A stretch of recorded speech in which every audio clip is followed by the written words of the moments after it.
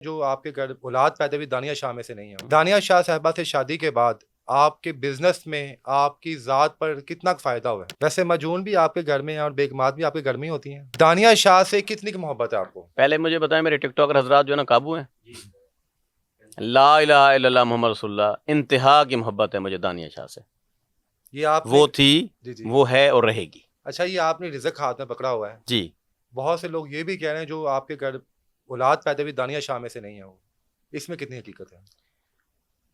देखें, एक मर्द को पूरा पता होता है कि ये बच्चा मेरा है या नहीं है, फील आती है पहली बात।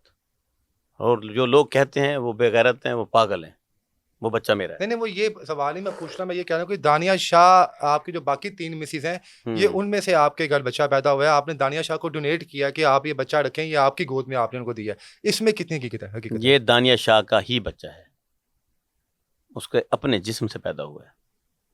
उसने पूरे 9 महीने इसके लिए दर्द बर्दाश्त किया है। तो क्या जज़्बात थे आपके जब बच्चा दुनिया में आया है? जो एक बाप के एक बेटे के लिए जज्बात होते हैं, पहली बच्चे के बेटी लिए है होते माशाल्लाह हैं। बड़ी आपकी? मेरी पहले बेटा है। पहला बेटा है। बेटा भी आपकी माशाल्लाह, बेटियाँ भी हैं। जी। बच्चों से किस तरह मोहब्बत है आपकी? जिस तरह वालिदैन को होती है। उनके लिए आप दुनिया से लड़ते हैं? बिल्कुल लाजमी बात है। कभी मेहनत करता हूँ, जी। स्ट्रगल करता हूँ, कोशिश करता हूँ। बीवियों की आपस में बनती है? बिल्कुल बनती है। क्योंकि किसी जगह पे हमें ये भी नज़र आया था कि दानिया शाह जो है वो अपनी माँ के घर ज़्यादातर रहती हैं, तो इसमें भी थोड़ी कन्फ्यूज़न थी, शायद वो आप नहीं, वो आती है मेरे घर में, इधर ही होती है 2 दिन 4 दिन, उसकी मर्जी है, उसको वहाँ घर लेकर दिया हुआ है। ये जो कहा जाता है कि आप इस्लाम में भी है कि आप एक निकाह करें, उसके बाद दूसरा निकाह करें, फिर तीसरा करें, आपके रिज़्क में इजाफा होता है। दानिया शाह साहिबा से शादी के बाद आपके बिजनेस में आपकी ज़ात पर कितना फ़ायदा हुआ है? बेइंतहा, अनलिमिटेड। रिस्क में, इज्जत में, फेम में, पहचान में, पावर में इजाफा हुआ है।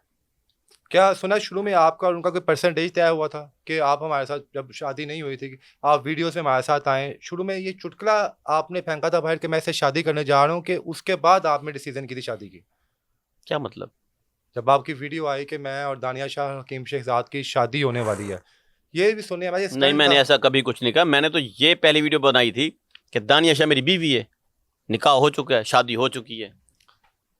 दानिया शाह साहबा की जब डॉक्टर साहब से शादी हुई थी, तो डॉक्टर साहब ने सारे उनके खर्चे वगैरह जो है वो खुद बियर किए थे। तो यहाँ पर जब शादी हुई तो उनके जितने भी एक्सपेंस थे वो आपने खुद किए थे या उनकी फैमिली की जानिब से जो है वो अदा किए गए थे? उनकी फैमिली ने बहुत कुछ किया है, मैं तो गरीब आदमी हूँ।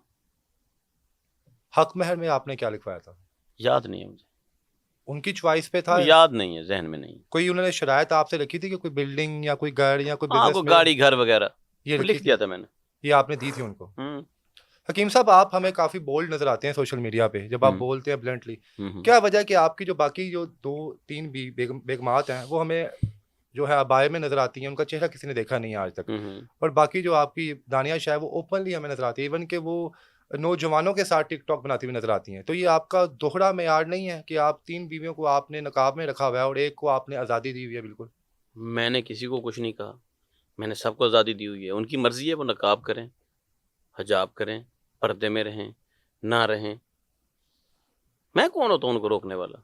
क्यों भाई? मैं रोकूं तो क्या वो रुक जाएंगी? फड्डा नहीं होगा घर में? यानी वो बाकी बीवियाँ अपनी मर्जी उनको से जिंदा रहने का हक हासिल है भाई, अपनी मर्जी से वो कर रही है पर्दा। वो कोई इस्लामिक तबीयत की कोई बीवी होती है तो ठीक है, ओके, उसकी मर्जी है। वो नहीं आना चाहती कैमरे के सामने तो उसकी मर्जी है। मैं ज़बरदस्ती नहीं करता, मैं किसी को रोकता भी नहीं हूँ। यानी कि आप ब्लाइंड बिलीव करता हूँ। Blind believe? हाँ, दानिया शाह साहबा के ऊपर ब्लाइंड बिलीव है आपका? ब्लाइंड बिलीव है। जो ये कहा जाता है, जो लोग सोशल मीडिया पे कहते हैं कि वो पहले जिनकी ज़िंदगी में गई वो पैसे के लिए गई थी, आपकी ज़िंदगी में भी आई पैसों के लिए आई थी, तो क्या समझते हैं कि मुखलिस हैं आपसे? बिल्कुल मुखलिस है, कोई पैसों का लालच नहीं है उसे। जिस वक्त आप जेल में थे तो आपकी जिस तरह बाकी बेगमात को फिक्र थी, दानिया शाह भी रो रही थी उसको आपके रोते हुए लिए। देखा है मैंने, प्यार करती है मुझसे।